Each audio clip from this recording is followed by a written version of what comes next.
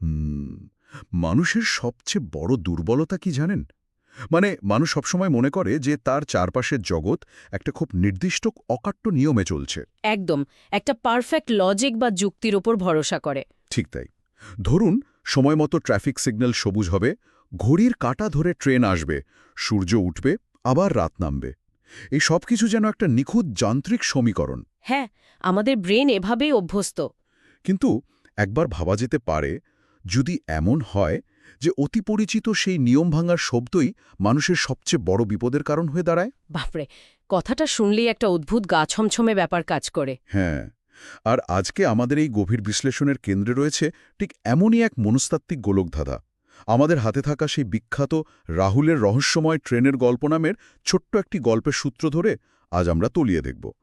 দেখব কিভাবে মানুষের অতি পরিচিত একটি পরিবেশ মুহূর্তের মধ্যে সম্পূর্ণ অচেনা আর প্রাণঘাতী হয়ে উঠতে পারে। গল্পের শুরুতেই যে আবহ বা সেটিং তৈরি করা হয়েছে, সেটি মনস্তাত্ত্বিক দৃষ্টিকোণ থেকে অত্যন্ত তাৎপর্যপূর্ণ। ধরুন, ওই বর্ষার এক অন্ধকার রাত, একটানা বৃষ্টির শব্দ, আর জনশূন্য এক ছোট্ট গ্রামের প্ল্যাটফর্ম। হ্যাঁ, চরম একটা একাকিত্বের ছবি। ঠিক, এই যে একাকিত্বের চিত্রায়ন, এটি কিন্তু শুধু শারীরিক নয়, এটি আসলে মানুষের মনের সেই আদিম এবং অরক্ষিত অবস্থাকে তুলে ধরে। আপনি বলতে চাইছেন চারপাশের দুনিয়া থেকে বিচ্ছিন্ন হয়ে যাওয়াটা? একদম তাই। যখন চারপাশের পরিচিত জগৎ থেকে মানুষ পুরোপুরি বিচ্ছিন্ন হয়ে যায়, তখন সে মূলত তার নিজের অবচেতন মনের মুখোমুখি দাঁড়ায়। এই গল্পে আমরা ধাপে ধাপে দেখব একটি সাধারণ প্ল্যাটফর্ম কিভাবে মানুষের যুক্তিবাদী সত্তাকে চ্যালেঞ্জ করে বসে। এই যুক্তিবাদী সত্তার চ্যালেঞ্জের বিষয়টা বেশ ইন্টারেস্টিং। গল্পের প্রথম বড় ধাক্কাটা কিন্তু এখানেই আসে। হ্যাঁ, ওই ট্রেনের ঘোষণার সময়টা। হ্যাঁ, আমরা জানি ওই গ্রামের স্টেশনের লাইনটাতে রাত 11টার পর আর কোনো ট্রেন চলার কথা নয়। এটা ওই এলাকার একটা অলিখিত নিয়ম, একটা ধ্রুব সত্য। রাইট।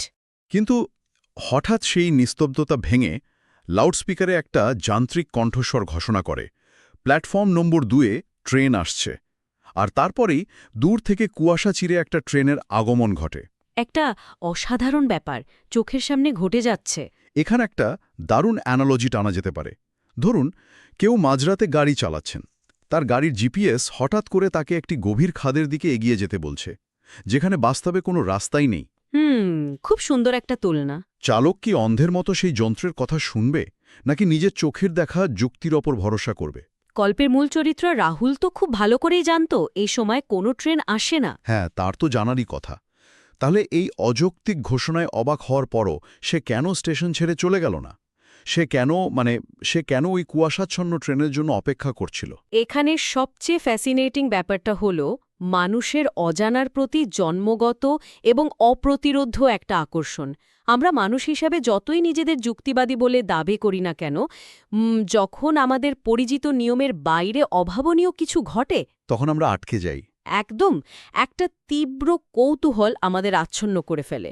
রাত 11টার পর ট্রেন না চলার যে প্রতিষ্ঠিত নিয়ম, সেই নিয়মটি ভাঙার মাধ্যমেই গল্পটি মূলত আমাদের চেনাজানা বাস্তব জগৎ থেকে পরাবাস্তব বা সুরিয়ালিজমের জগতে প্রবেশ করে। লজিক কাজ করা বন্ধ করে দেয়। হ্যাঁ, মানুষের মস্তিষ্ক সব সময় নতুন কিছু সমাধান করতে চায়। যখন লজিক কাজ করে না, তখন মস্তিষ্ক সেই ধাঁধার উত্তর খুঁজতে মরিয়া হয়ে ওঠে। কিন্তু এখানে একটা খটকা লাগছে। কৌতূহল তো এক জিনিস, আর নিজের অস্তিত্ব বিপন্ন করা অন্য জিনিস। আচ্ছা। মানুষের সার্ভাইভাল ইনস্টিংক্ট বা টিকে থাকার প্রবৃত্তি তো কৌতূহলের চেয়ে অনেক বেশি শক্তিশালী হওয়ার কথা।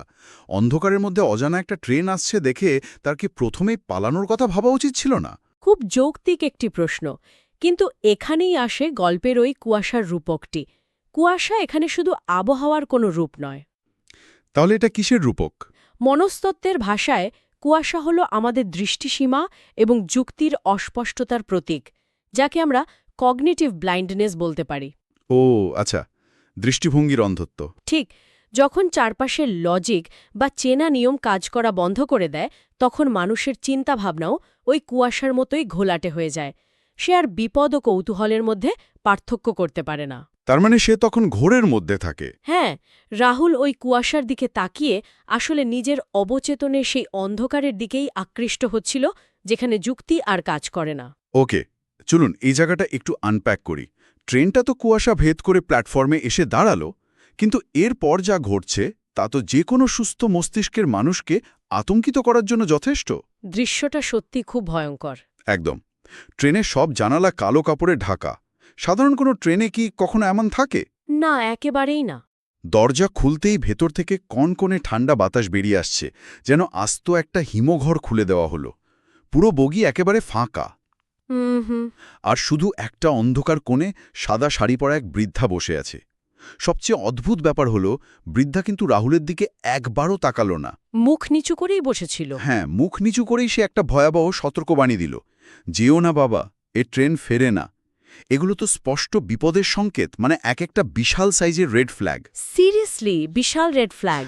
এত কিছু দেখার পরও রাহুল কেন হাসল? আমাদের যারা শুনছেন তারা হয়তো ভাববেন যে রাহুল মানসিকভাবে অস্থিরশীল ছিল, কিন্তু আসলে তা নয়। তাহলে ব্যাপারটা কি? এই জায়গাটা সাধারণ মানুষের মনস্তত্ত্বের একটা খুব অন্ধকার এবং অহংকারী দিক তুলে ধরে। আমরা মানুষরা অনেক সময় অবচেতনভাবে বিশ্বাস করি যে চরম বিপদগুলো শুধু অন্যদের জীবনেই ঘটতে পারে। ও হ্যাঁ, আমার সাথে খারাপ কিছু হতে পারে না, এরকম একটা ব্যাপার। ঠিক এটাই। এই যে একটা অতি আত্মবিশ্বাস বা সূক্ষ্ম অহংকার, গ্রিক ট্র্যাজেডিতে যাকে হিউব্রিস বলা হয়, ঠিক এটাই রাহুলকে অন্ধ করে দিয়েছিল। মানে সে নিজেকে খুব স্মার্ট ভাবছিল। হ্যাঁ, সে নিজেকে আধুনিক এবং যুক্তিবাদী প্রমাণ করার জন্য ওই কনকনে ঠান্ডা বাতাস বা কালো কাপড়কে নিছকই কাকতালীয় বলে উড়িয়ে দিতে চেয়েছিল। আপনার এই ব্যাখ্যার সাথে আমি একটু ভিন্নমত পোষণ করতে চাই। বলুন। এটাকে কি শুধু অহংকার বা হিউব্রিস বলে আখ্যা দেওয়া ঠিক হবে? এমন তো হতে পারে এটি মানুষের স্বাভাবিক একটা কোপিং মেকানিজম। কোপিং মেকানিজম কিভাবে? মানে ধরুন, যখন মস্তিষ্ক কোনো চরম বিপদের সম্মুখীন হয় যা সে লজিক দিয়ে ব্যাখ্যা করতে পারে না, তখন সে হয়তো বিপদটাকে পুরোপুরি অস্বীকার করে নিজেকে শান্ত রাখতে চায়। ডিনায়াল মোডে চলে যাওয়া। একদম। আমরা কি দৈনন্দিন জীবনেও দেখি না, কোনো বহুতল ভবনে হঠাৎ ফায়ার অ্যালার্ম বেজে উঠলে বেশিরভাগ মানুষই প্রথমে ভাবে, ও এটা নিশ্চয়ই কোনো মক ড্রিল। বা ভাবে কেউ হয়তো ভুল করে বাজিয়েছে। ঠিক, মানুষ তো সাথে সাথে দৌড়াতে শুরু করে না। রাহুলের হাসিটাও কি ঠিক সেরকম কোনো ডিনায়াল বা অস্বীকার করার প্রবৃত্তি নয়? বাহ, এটি একটি চমৎকার পয়েন্ট। কগনিটিভ ডিসোনেন্স বা মনস্তাত্ত্বিক দ্বন্দ্বের খুব সুন্দর একটি উদাহরণ দিলেন। মানে দুটো চিন্তার মধ্যে সংঘাত। হ্যাঁ, যখন আমাদের বিশ্বাস এবং বাস্তবের মধ্যে বড় কোনো সংঘাত তৈরি হয়, তখন আমাদের মস্তিষ্ক সেই চাপ নিতে পারে না। আপনি ঠিকই বলেছেন, ওই মুহূর্তে ওই কালো কাপড়ে ঢাকা ট্রেনের ভেতরের বিভীষিকাময় পরিবেশ এবং বৃদ্ধার সতর্কবাণী রাহুলের মগজে একটা বিশাল চাপ ফেলছিল। একদম। তার মস্তিষ্ক নিজেকে রক্ষা করার জন্যই একটা মিথ্যা স্বস্তির আশ্রয় নেয়। তার ওই তাচ্ছিল্যের হাসিটা আসলে সাহসের লক্ষণ ছিল না। তাহলে সেটা কি ছিল? ওটা ছিল চূড়ান্ত ভীতির মুখে তার নার্ভাস সিস্টেমের একটা ডিফেন্স মেকানিজম বা প্রতিরক্ষামূলক প্রতিক্রিয়া। ওয়াও! তার মানে মস্তিষ্ক নিজেই নিজেকে বোকা বানাচ্ছে পরিস্থিতি সামাল দেওয়ার জন্য। ঠিক তাই। আর ওই বৃদ্ধার সতর্কবাণীর বিষয়টা, এটি তো বেশ অদ্ভুত যে তিনি মুখ নিচু করে এই কথাটা বললেন। হ্যাঁ, এবং ওই বৃদ্ধায় কথা যদি ধরি, এটি কিন্তু লোককথার বা ফোকলোরের একদম ধ্রুপদী একটি উপাদান, যাকে থ্রেশহোল্ড ওয়ার্নিং বলা হয়। থ্রেশহোল্ড ওয়ার্নিং মানে সীমানা পেরোনোর আগে সতর্ক করা? একদম।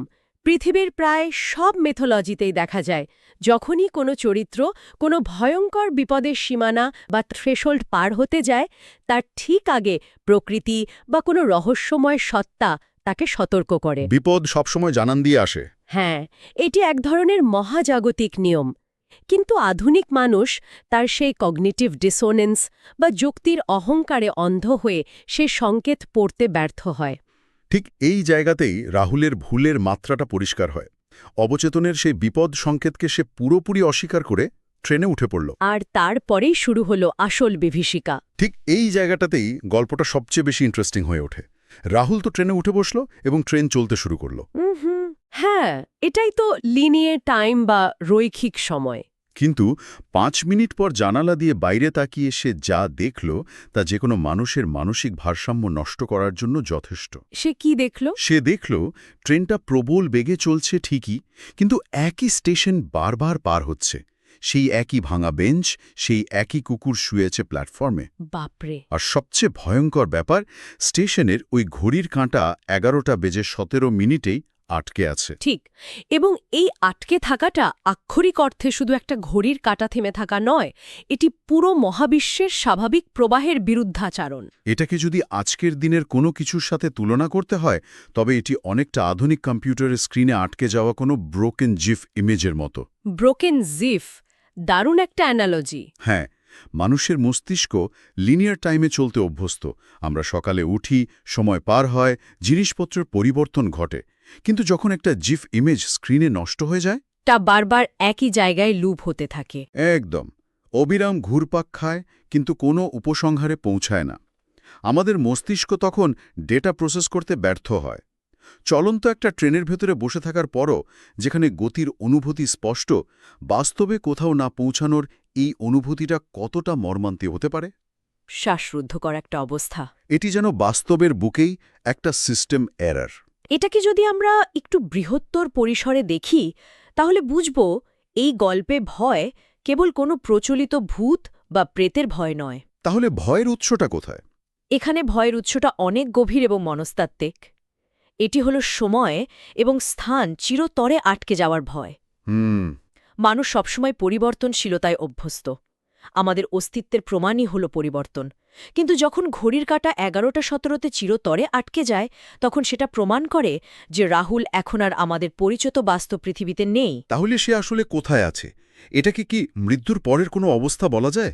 কারণ আক্ষরিক অর্থে তার তো কোনো শারীরিক ক্ষতি ওই মুহূর্ত পর্যন্ত হয়নি। একে সরাসরি শারীরিক মৃত্যু বলা যাবে না। সে এমন এক অনন্ত চক্র বা লিম্বোতে আটকা পড়েছে, যেখান থেকে বের হওয়ার কোনো পথ নেই। একটা ফাঁদ বলা যায়। হ্যাঁ, একে মনস্তত্ত্ব এবং দর্শনের ভাষায় বলা যায় স্ট্যাসিস বা চরম স্থিবিরতা। স্থিবিরতার চেয়ে ভয়ঙ্কর আর কিচ্ছু হতে পারে না। একটু বুঝিয়ে বলবেন বিষয়টা? ধরুন, কেউ স্বপ্নে দেখছে যে সে প্রাণপণে দৌড়াচ্ছে কোনো দানবের হাত থেকে বাঁচার জন্য, অথচ তার পা যেন কাদায় আটকে আছে। সে 1 ইঞ্চিও এগোতে পারছে না।